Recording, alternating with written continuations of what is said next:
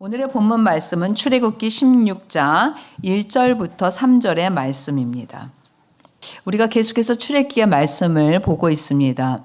제가 일부 예배 설교는 이 큐티 본문을 계속해서 설교하고 있기 때문에 오늘 그냥 우리가 말씀 묵상하고 있는 가운데서 좀 말씀을 함께 나누도록 하겠습니다. 출애굽기의 말씀을 통해서 우리가 무엇을 경험하고 있는가? 하나님께서 우리에게 뭘 말씀하시고 있는가? 그건 하나님께서 우리의 삶에 진정으로 원하시는 게 무엇인가? 또 우리의 삶의 진정한 공급자가 누구인가? 또 우리의 삶에 무엇이 달라져야 하는가? 그러한 것들을 교훈을 얻고 있습니다. 지금까지 우리가 출애굽 말씀을 보면 모세를 통해서 이스라엘을 구원하시기 원하시는 하나님께서는 바로의 강팍한 마음 때문에 애굽에 10가지 재앙을 내리시죠. 나일강의 피, 개구리, 땅의 티끌, 파리떼, 돌림병, 악성 종기, 우박, 메뚜기, 흑암, 그리고 장자의 죽음까지. 사실 이 10가지의 재앙의 목적이 무엇이었을까요? 첫 번째는 하나님이 어떤 분이신지를 나타내시는 것이 목적이었습니다. 두 번째는 이스라엘 백성들을 애굽에서 나오게 하는 것. 이 두 가지의 목적을 가지고 하나님께서는 이 10가지 재앙을 내리셨습니다. 이스라엘은 마지막 장자의 죽음이라는 첫 유월절을 지키고 애굽 사람들은 이제 더 이상 너네랑 같이 못 있는다. 제발 나가줘. 제발 나가줘. 이렇게 재촉해서 그들이 내보내려고, 이스라엘 사람들을 내보내려고 이스라엘 백성들이 요구하는 대로 금과 은과 폐물과 의복을 구하는 대로 받아가지고 나오게 됩니다. 이때 숫곳이라는 곳을 떠나서 광야 끝 에뎀이라는 장막을 칩니다. 이때부터 하나님께서 낮에는 구름 기둥, 밤에는 불 기둥으로 백성을 떠나지 않으시고 같이 함께 하시는 것을 볼 수 있습니다.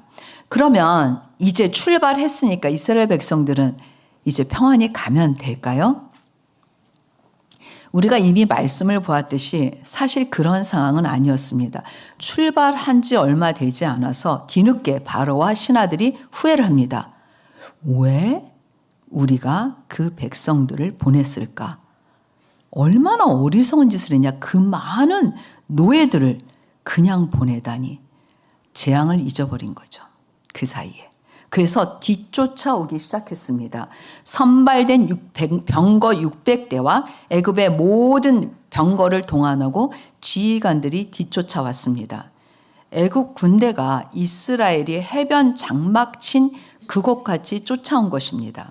이미 하나님은 알고 계셨죠. 그리고 홍해의 기적을 생각하고 계셨죠.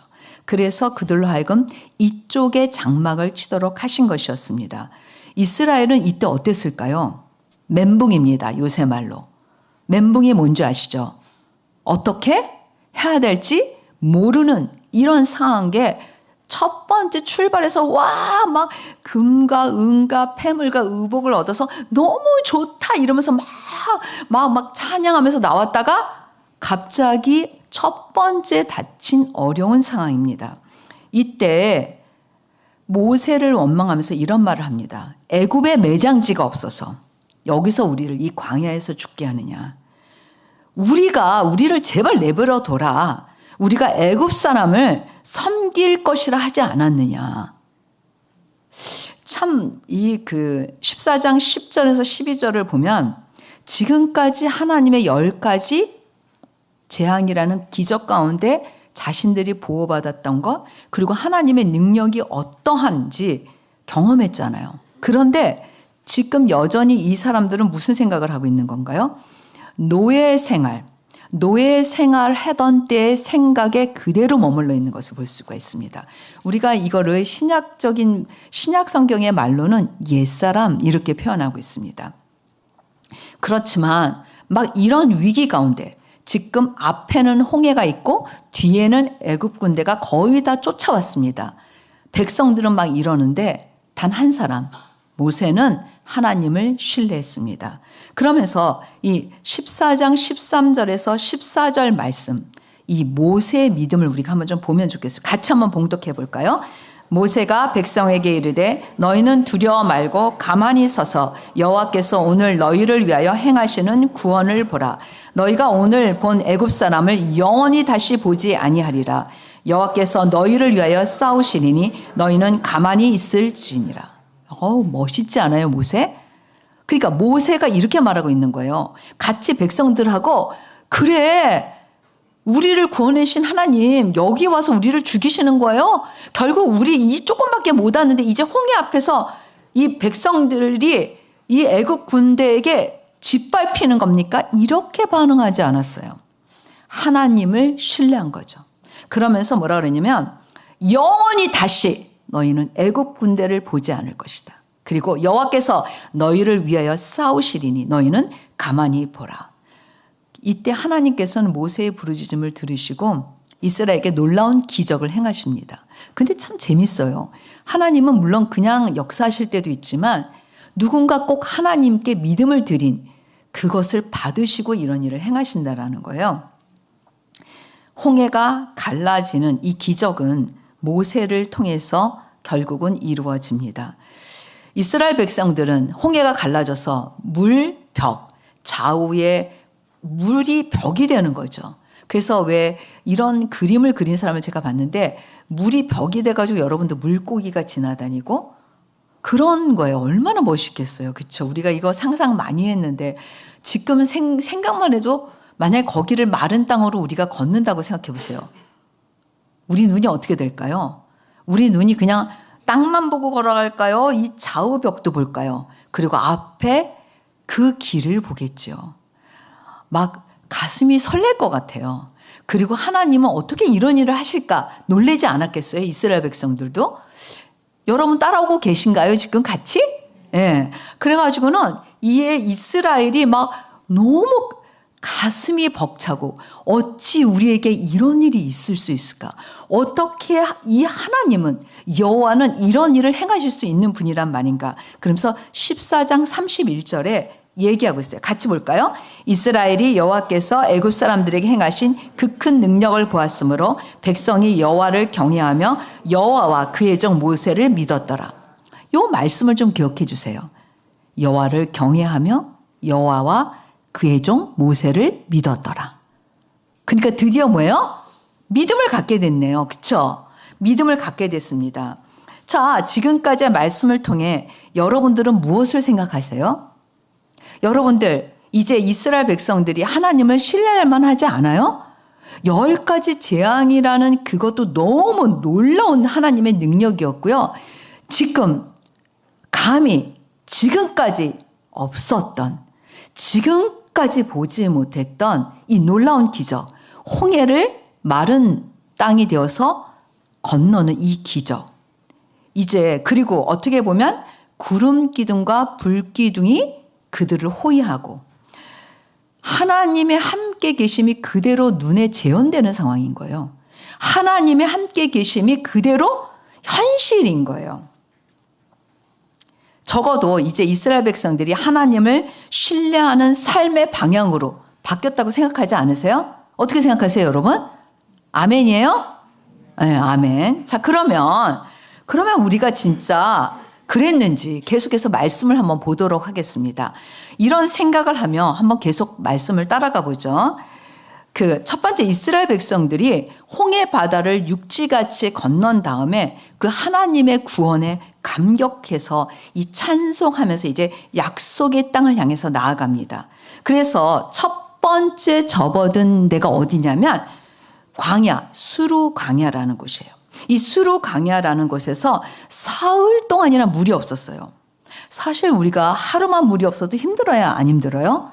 힘들어요. 제가 그 이제 내시경, 뭐 대장 내시경, 위 내시경 이런 거를 할 때 물을 금식하잖아요. 그렇죠? 나중에는.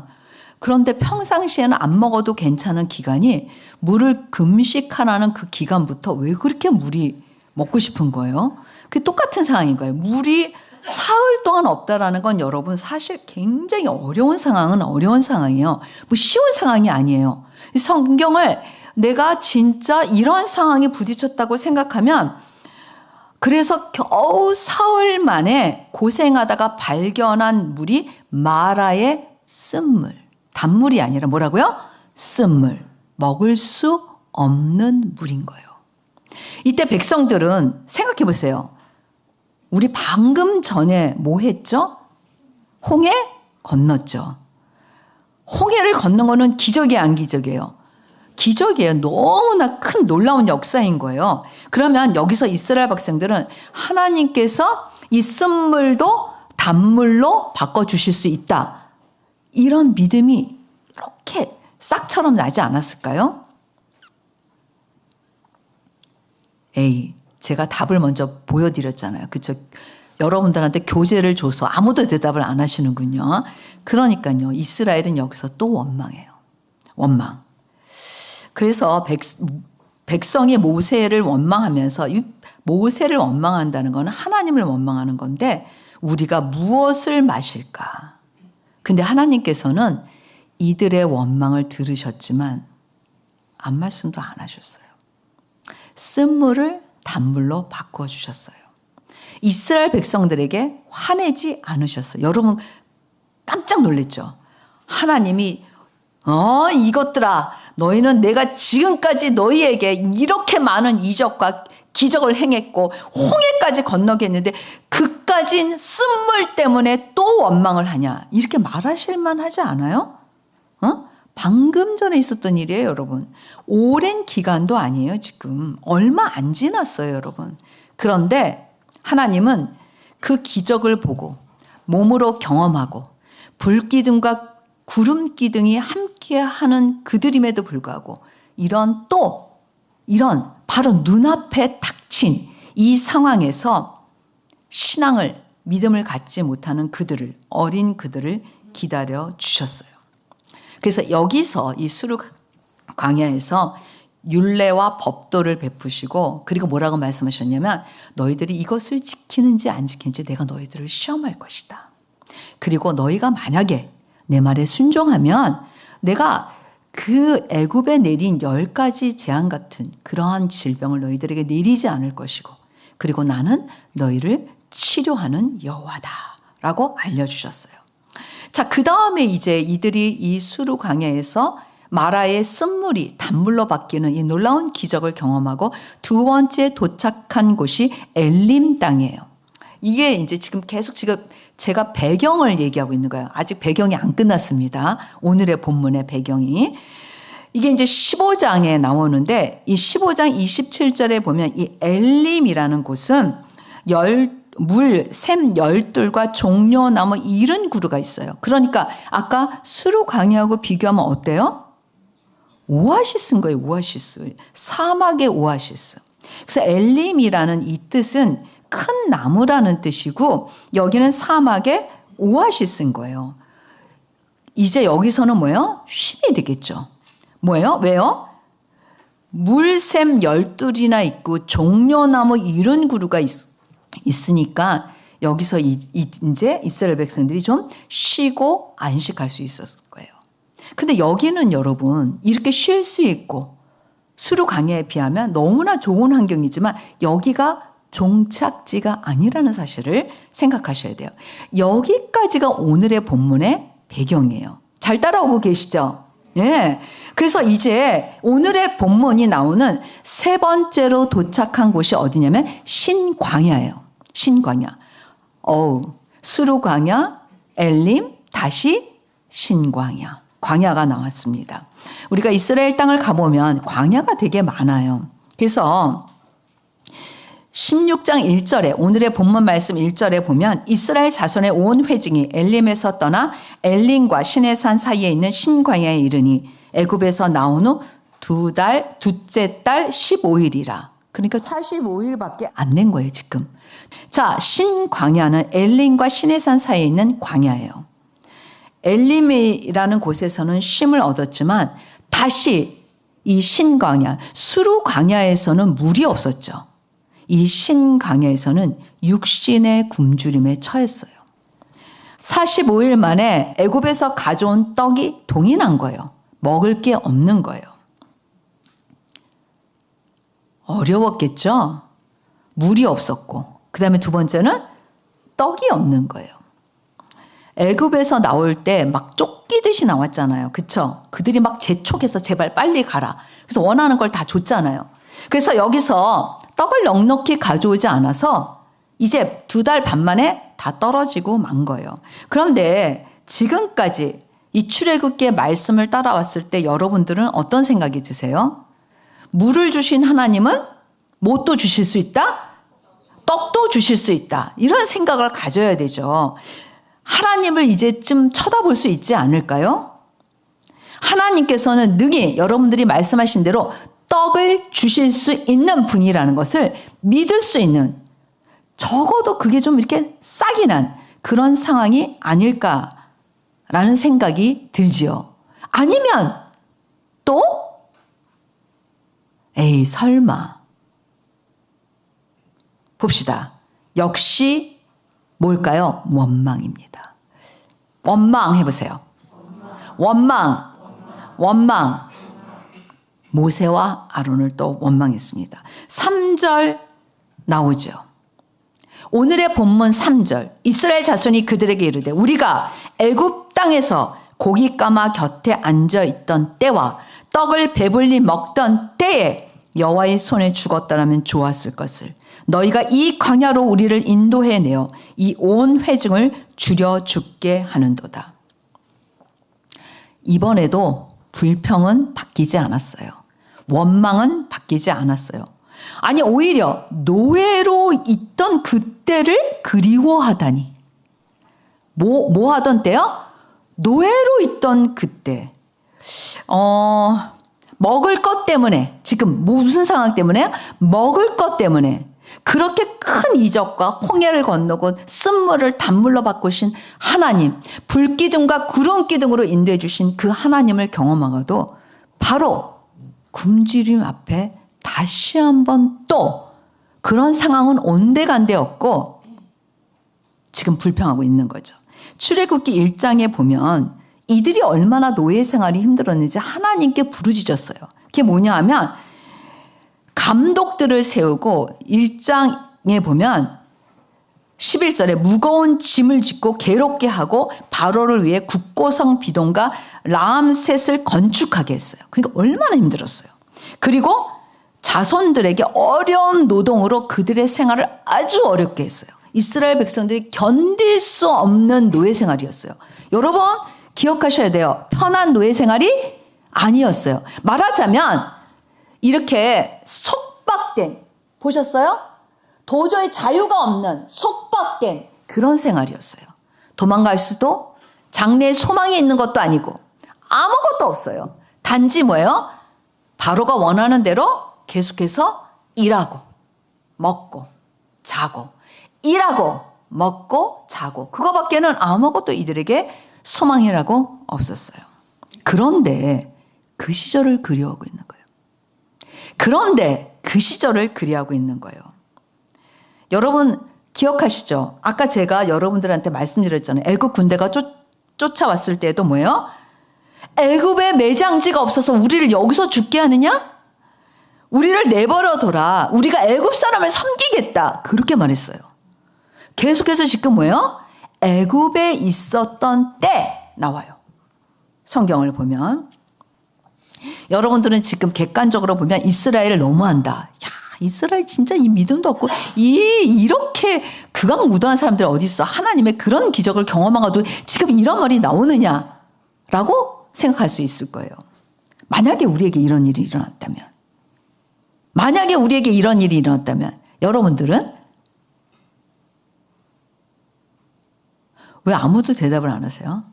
우리는 더 했을 것이에요.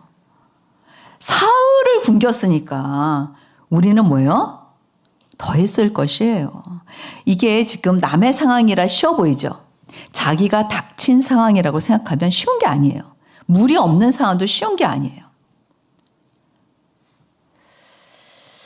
오늘 여러분들과 생각해 보고 싶은 것이 바로 이 본문이에요. 이스라엘이 하나님을 경험함으로 바뀌었는가? 이스라엘이 하나님을 경험함으로 바뀌었는가? 이스라엘이 하나님을 경험함으로 바뀌었는가? 위기가 올 때마다 그들은 과거로 돌아가요. 여러분, 이 꼬무줄 아세요? 꼬무줄? 꼬무줄 아시죠? 꼬무줄을 쫙 늘리면 엄청나게 늘어나요. 그렇잖아요. 요만한 꼬무줄도 여러분 쫙 늘리면 쫙 늘어나잖아요. 그래서 엄청 신앙이 성장한 것 같아요. 근데 위기가 오면 이걸 탁 놓는 순간에 얘는 어디로 올까요? 바로 여기로 와요. 원래 자리로 돌아와요. 하나님의 전능하신 크신 능력, 그때만 믿었어요. 그때 보셨죠?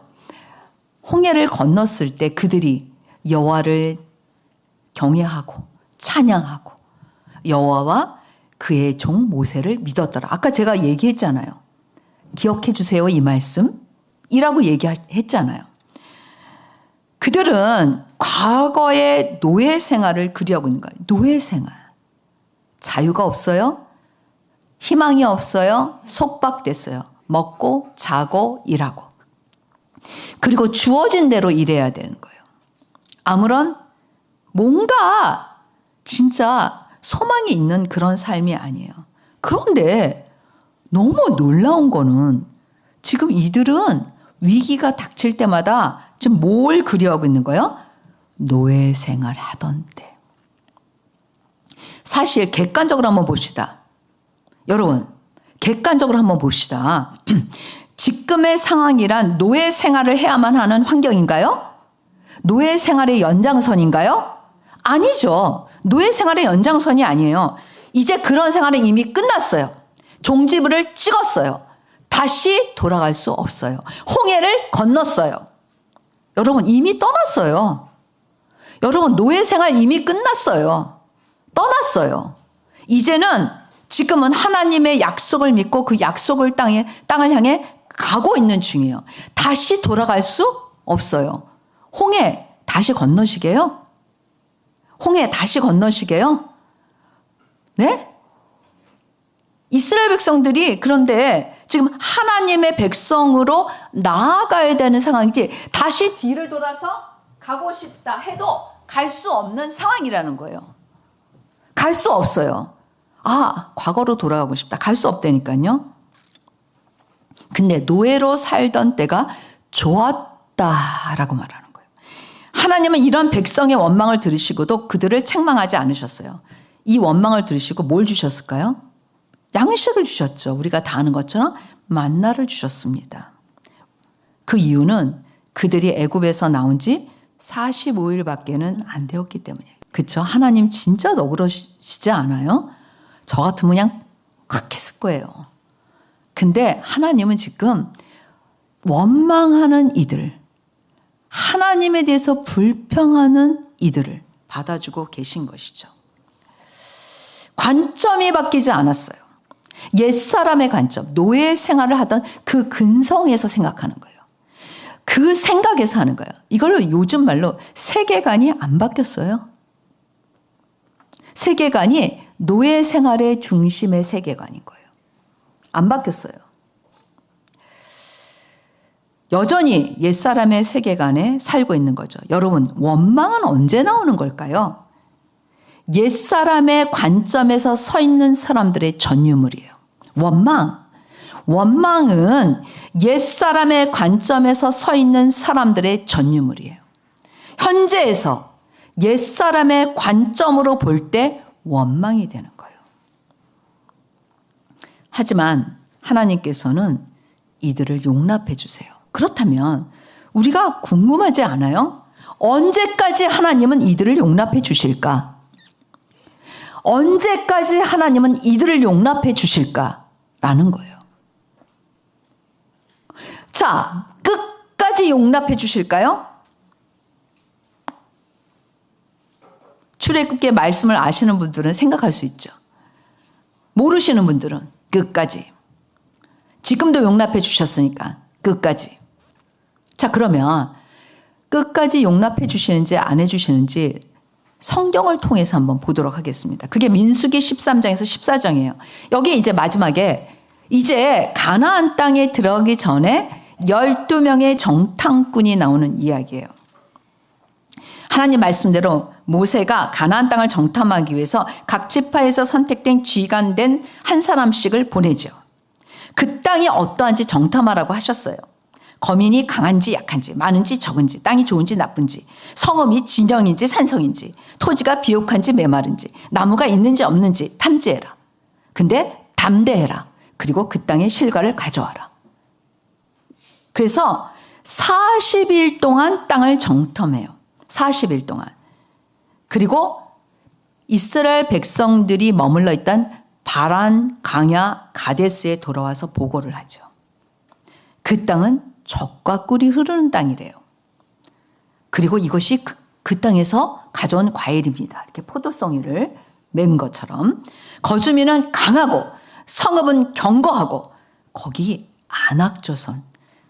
그러니까 안악자손이라는 건 뭐라 하냐면 거인이 있다라는 거예요. 이렇게 이제 정탐꾼들이 얘기하고 있는 거예요. 그런데 갈렙과 여호수아를 제외한 10명의 정탐꾼이 이렇게 정탐에 대한 보고를 하다가 뭐라고 하냐면 이 정탐한 땅을 악평하기 시작하는 거예요. 그 땅은 거주민을 삼키는 땅이고 그리고 거기에서 우리가 네피림의 후손이 안악자의 거인들을 봤다. 우린 메뚜기야. 우린 그 땅 못 차지해. 이미 끝났어. 우리는 능히 올라가서 그 땅을 차지할 수 없어. 완전한 포기, 완전한 좌절을 이야기한 거죠. 갈 수 없는 땅이야. 점령할 수 없는 땅이야. 불가능해. 불가능해 그 땅은 라고 얘기했어요. 이때 이스라엘 백성들은 어떤 반응을 보였을까요? 아니야. 지금까지 역사하셨던 하나님이 계시잖아. 그 하나님은 능히 우리로 하여금 그 땅을 우리가 차지할 수 있게 하실 거야. 우리를 애굽에서 구원하셨잖아. 이렇게 말하지 않았어요. 어떻게 했을까요? 14장 1절부터 4절. 여러분의 거기에 교재인데 한번 같이 읽어봅시다. 시작. 온 회중이 소리를 높여 부르짖으며 백성이 밤새도록 통곡하였더라. 이스라엘 자손이 다 모세와 아론을 원망하며 온 회중이 그들에게 이르되 우리가 애굽 땅에서 죽었거나 이 광야에서 죽었으면 좋았을 것을 어찌하여 여호와가 우리를 그 땅으로 인도하여 칼에 쓰러지게 하려 하는가. 우리 처자가 사로잡히리니 애굽으로 돌아가는 것이 낫지 아니하랴. 이에 서로 말하되 우리가 한 지휘관을 세우고 애굽으로 돌아가자 하며. 얼마나 어리석어요. 돌아갈 수 없어요. 그런데 뭐라는 거예요? 지휘관을 세워서 돌아가자. 계속해서 애굽 얘기가 나오잖아요. 애굽 땅에서 죽었거나 이 광야에서 죽었으면 좋았을 거를. 이제 우리 다 칼에 죽는다. 우리 다 칼에 죽는다. 지금 칼에 죽는 상황은 아니에요. 칼에 죽는다. 애굽으로 돌아가는 게 낫지 않겠냐? 그러면서 지휘관을 세우고 애굽으로 돌아가자. 근데 이때 다른 관점을 가진 두 사람이 있었죠. 여러분들도 다 아시잖아요. 그 여호수아 갈렙이죠. 그래서 뭐라고 얘기하냐면 모세의 관점, 모세가 믿음을 아까 가졌었죠. 홍해 앞에서. 그런 것처럼 이 여호수아와 갈렙도 바뀌었어요. 그래서 뭐라고 얘기하냐면 이 땅은 심히 아름다운 땅이다. 하나님께서 우리에게 주시리라. 젖과 꿀이 흐르는 땅이다. 그리고 여호와를 거역하지 말아라. 그 백성을 두려워하지 말아라. 그들은 우리의 먹이다. 아까는 뭐라 그랬어요? 그들은 거인이고 우리는 메뚜기야. 여기는 지금 뭐야? 그들 우리 밥이야. 라는 거예요. 그들의 보호자는 이미 떠났고 여호와는 우리와 함께 계신다. 이렇게 회중들한테 외친 거예요. 그랬더니 회중들이 돌을 가지고 누구를 쳐요? 갈렙과 여호수아를 쳐 죽이려고 하는 거예요. 와우. 이제는 뭐예요? 둘로 갈라졌어요. 애굽에 있었던 때로 돌아가자라는 관점과 아니야. 하나님은 우리에게 행하실 수 있어. 기적을 행하실 수 있어. 아무리 거기에 거인이 살아도 하나님은 그 땅을 우리에게 차지하게 하실 수 있어. 이 쫙 갈렸어요. 여기는 대다수고 여기는 지금 3명밖에 없어요. 하나님의 반응은 어땠을까요? 11절 12절 보면 여호와께서 모세에게 이르시되 이 백성이 어느 때까지 나를 멸시하겠느냐 내가 그들 중에 많은 이적을 행하였으나 어느 때까지 나를 믿지 않겠느냐. 오, 진짜 하나님이 이렇게 말씀하실 만하지 않아요? 내가 그들 중에 많은 이적을 행하였으나 어느 때까지 나를 믿지 않겠느냐. 그러면서 내가 전염병으로 그들을 다 쳐서 멸하고 내가 그들보다 크고 강한 나라를 이루리라. 모세에게 하신 말씀이야. 이때 모세가 중보기도해요. 그러자 하나님께서는 모세의 중보기도를 들으시고 뜻을 돌이키세요. 그리고 나서 하나님이 말씀하신 거예요. 자, 20절, 21절, 22절, 23절, 24절 먼저 같이 봉독하겠습니다. 큰 소리로 시작. 여호와께서 이르시되 내가 내 말 그럼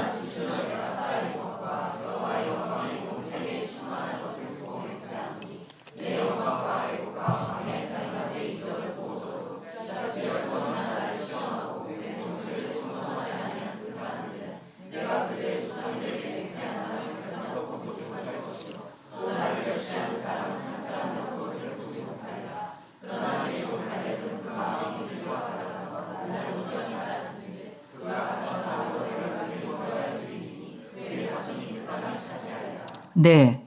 그러니까 지금까지 뭐예요? 10번이나 나를 시험하고 내 목소리를 청종하지 아니야. 그러니까 지금까지 몇 번 했다는 거예요? 10번. 그때까지 하나님이 봐주셨다는 거죠. 그런데 이제 끝이 났어요. 여러분, 계속해서 그렇게 하면 괜찮지 않아요. 끝이 났어요. 뭐라 그러는 거예요? 결단코 그 땅에 들어가지 못한다. 라고 말씀하시는 거죠. 그래서 어떻게 하나님이 하셨는지 28절에서 35절까지도 한번 같이 읽어보겠습니다. 시작. 그들에게 이르기를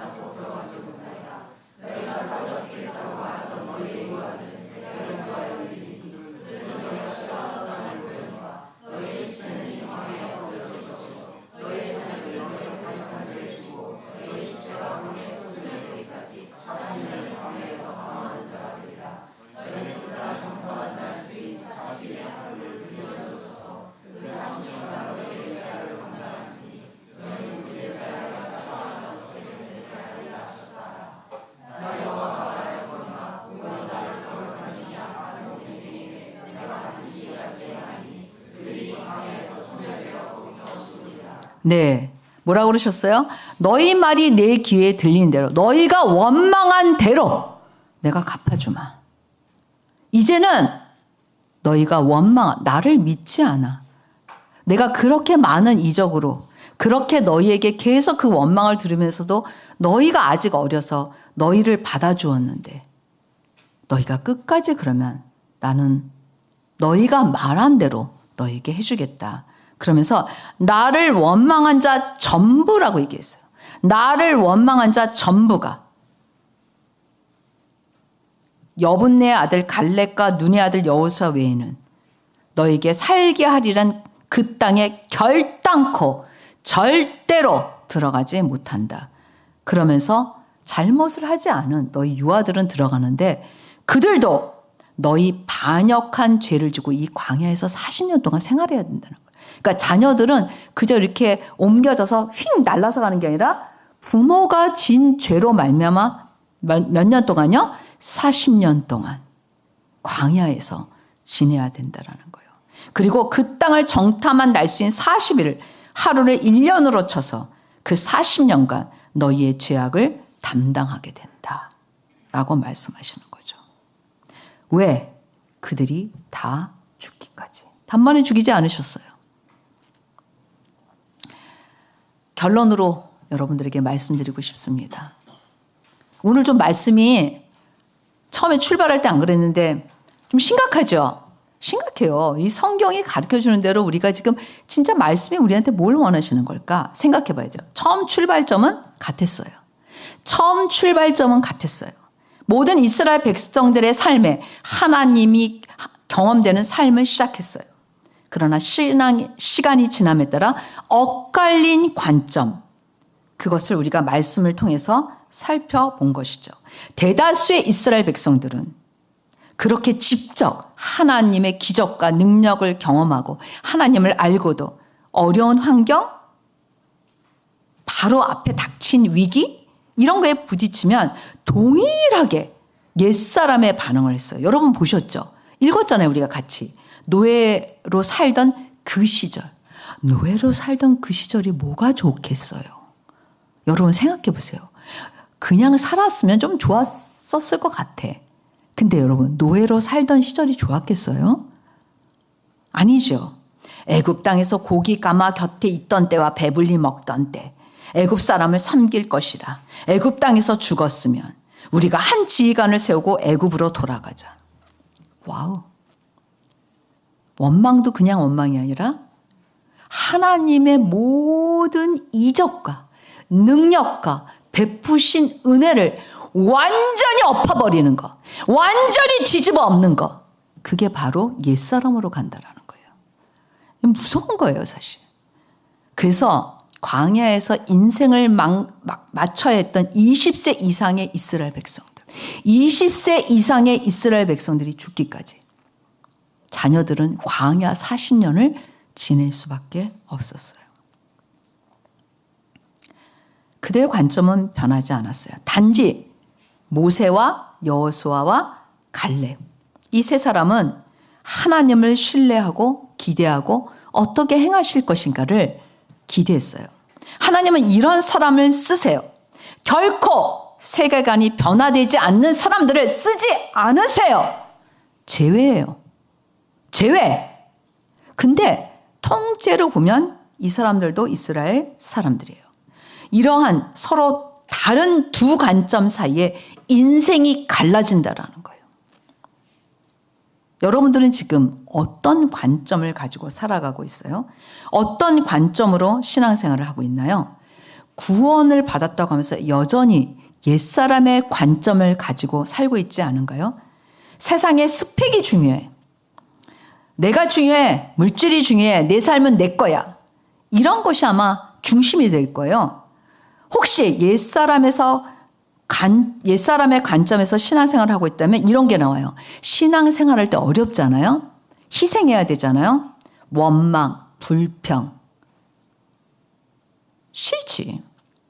안 할래. 내가 이걸 왜 해? 내가 왜 노숙자 예배를 드리러 가? 내가 왜 다른 사람을 도와줘야 돼? 내가 왜 봉사를 해야 돼? 왜 내가 내 돈을 써가면서 가난한 사람들을 도와줘야 돼? 왜 내가 나를 희생해서 다른 것들을 해야 돼? 나를 위해 쓰기도 바쁘고 나한테도 풍족하지 않은데 라고 말할 수 있는 거예요. 바뀌지 않았어요. 바뀌지 않은 사람이 하는 말이에요. 이런 것들은. 그러니까 고난이 올 때, 신앙의 생활을 위해서 희생해야 될 때 절대 희생 안 해. 희생하면 큰일 나지. 왜? 내 스펙에 문제가 생겨. 나의 앞날에 지장이 있어. 라고 생각이 들 수 있다라는 것입니다. 하나님을 경험하는 삶을 통해 하나님은 우리의 무엇이 변화되기를 원하는 걸까요? 이게 진짜 중요한 포인트예요. 오늘 이 시간에는 깨어 계세요. 정말 하나님은 하나님의 기적이나 하나님의 능력이나 이런 것들을 우리에게 베푸시고 은혜를 베푸시고 우리의 삶을 뭐가 변하길 원하시는 걸까? 우리를 통째로 드리는 거요? 여러분, 아무리 여러분들의 삶을 통째로 드려도 소용없어요.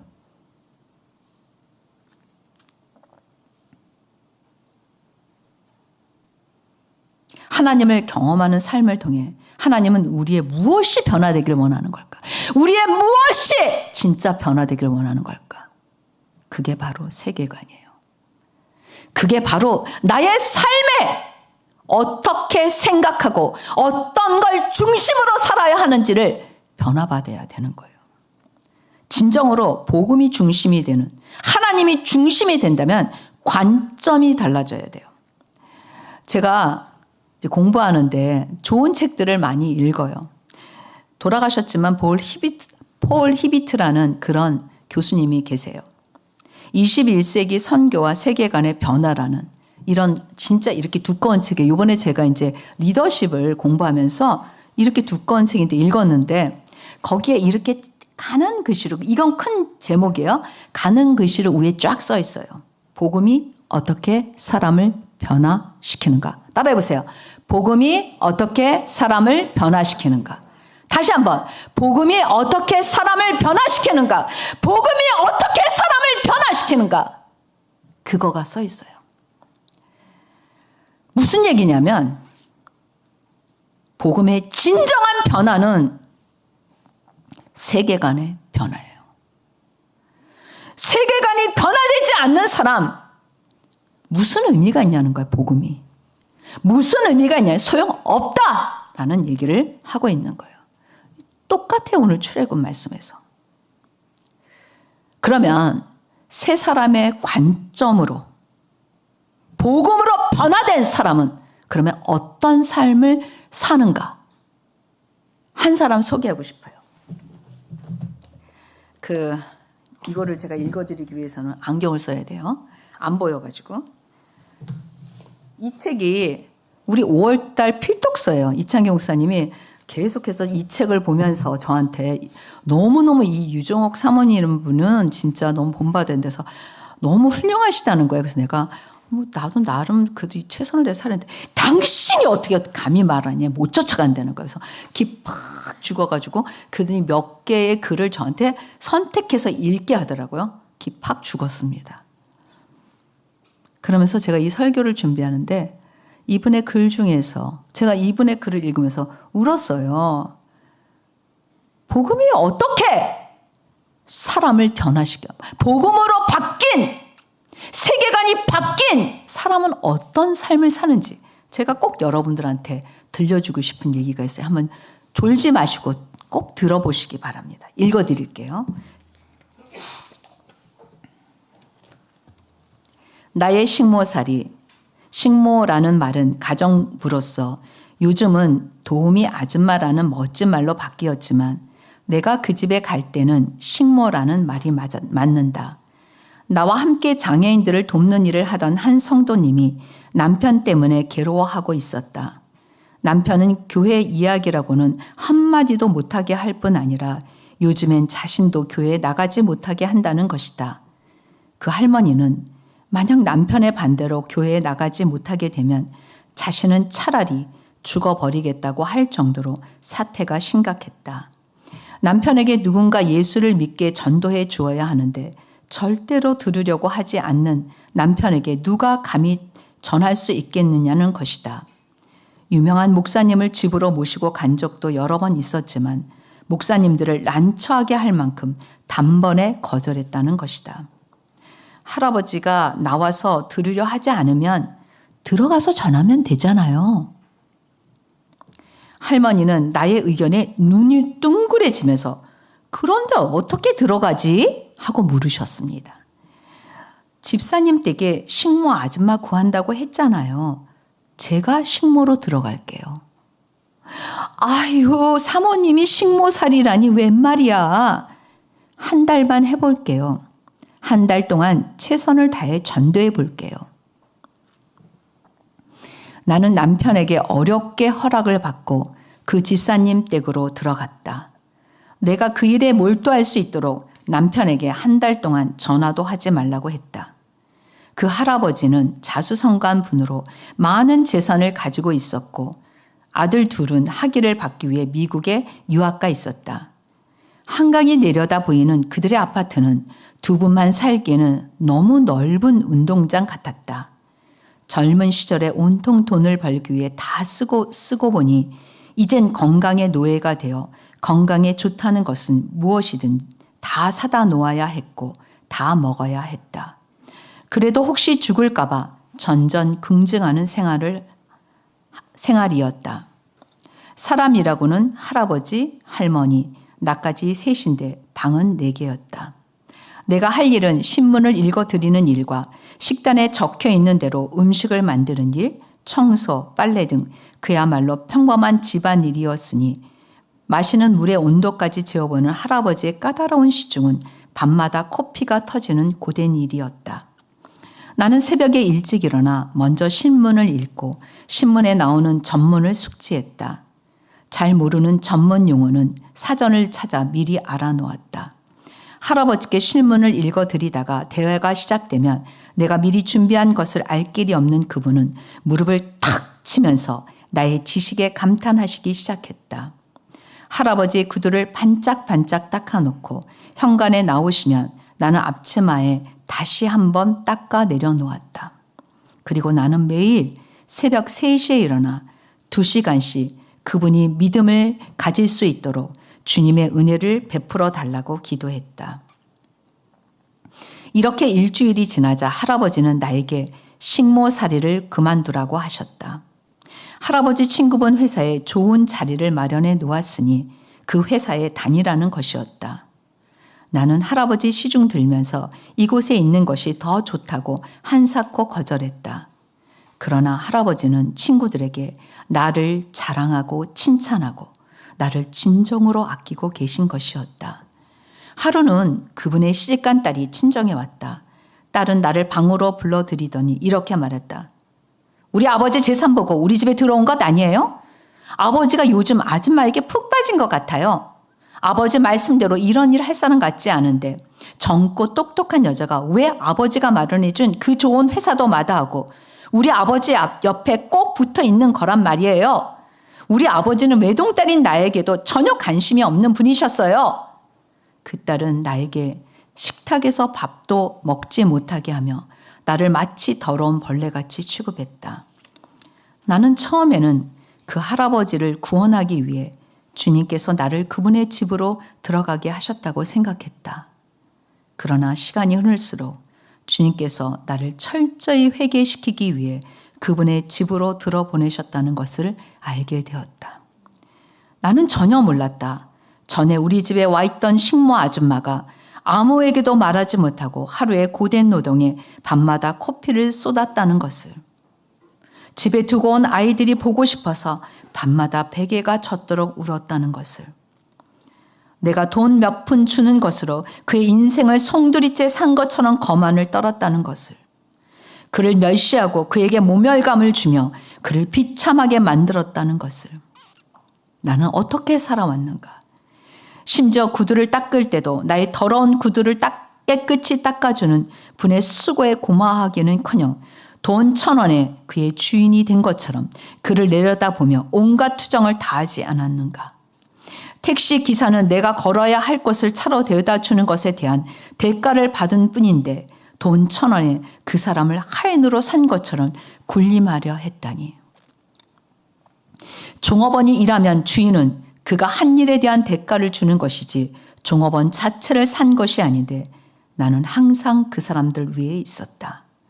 나는 밤마다 가슴을 찢으며 나의 교만과 무례함과 무자비함과 무정함을 용서해 달라고 간구했다. 2주일이 지난 뒤 밤에 나는 상서로운 꿈을 꾸었다. 그것은 할아버지의 어린 시절부터 소년 시절, 청년 시절, 장년 시절 등 할아버지의 일생을 꿈으로 꾼 것이다. 마침 꿈을 꾸고 난 다음 날 아침에 할아버지는 나를 방으로 불러들여 왜 우리 집에 들어왔는지 정직하게 실토하라고 하셨다. 나는 이렇게 말했다. 하나님이 할아버지를 너무 사랑하셔서 구원하고 싶은데 할아버지가 하나님에 대해서 들으려 하지 않으시기 때문에 제가 들어왔어요. 뭐라고? 그럼 나를 예수 믿게 하려고 우리 집사람하고 짜고 들어왔단 말이야? 착하고 지려워서 내가 아껴주었더니 이런 못된 것 당장 나가! 할아버지는 몸을 부르르 떨면서 분을 내셨다. 나는 할아버지에게 믿음을 주시도록 5년 동안 하루도 빠짐없이 기도하신 할머니의 사랑을 말씀드렸다. 그리고 할아버지를 가장 구원하고 싶어 하시는 분은 바로 하나님이심을 말씀드렸다. 이 집에 들어온 첫날부터 보름 동안 내 심정의 변화도 말씀드렸다. 그리고 어젯밤에 꾼 꿈 이야기를 시작했다. 이것은 할아버지의 어린 시절이었어요. 이것은 할아버지의 소년 시절이었어요. 이것은 할아버지의 청년 시절이었어요. 내가 잔잔히 말하고 있는데 할아버지가 탁자에 머리를 숙이고 울고 계시지 않는가. 이분은 절대 우실 분이 아니다. 더구나 딸 같은 젊은 여자 앞에서 도저히 있을 수 없는 일이다. 한참 흐느껴 우시던 할아버지는 그것은 아무도 모르는 하늘만 아는 비밀이었어. 그러니까 정말 하나님은 계시는 거야. 나 때문에 보름이나 식모살이를 하다니 고마워, 고마워.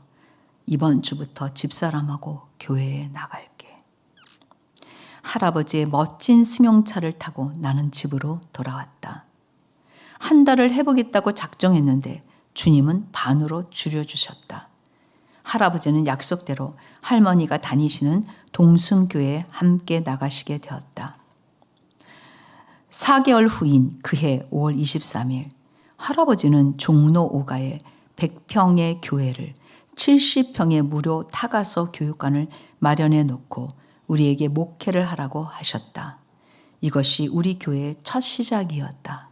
그리고 그 할아버지와 할머니가 우리 교회의 첫 성도였으면 말할 것도 없다. 나는 그날부터 더 많은 사람들을 시중드는 영원한 식모살이로 들어간 것이다. 더 많은 사람들을 시중드는 영원한 식모살이로 들어간 것이다. 가난한 자나 부자나 높은 자나 낮은 자나 건강한 자나 연약한 자나 어떤 사람을 만나든지 처음 그 할아버지에게 시중들던 때와 같은 식모의 모습으로. 기도하겠습니다.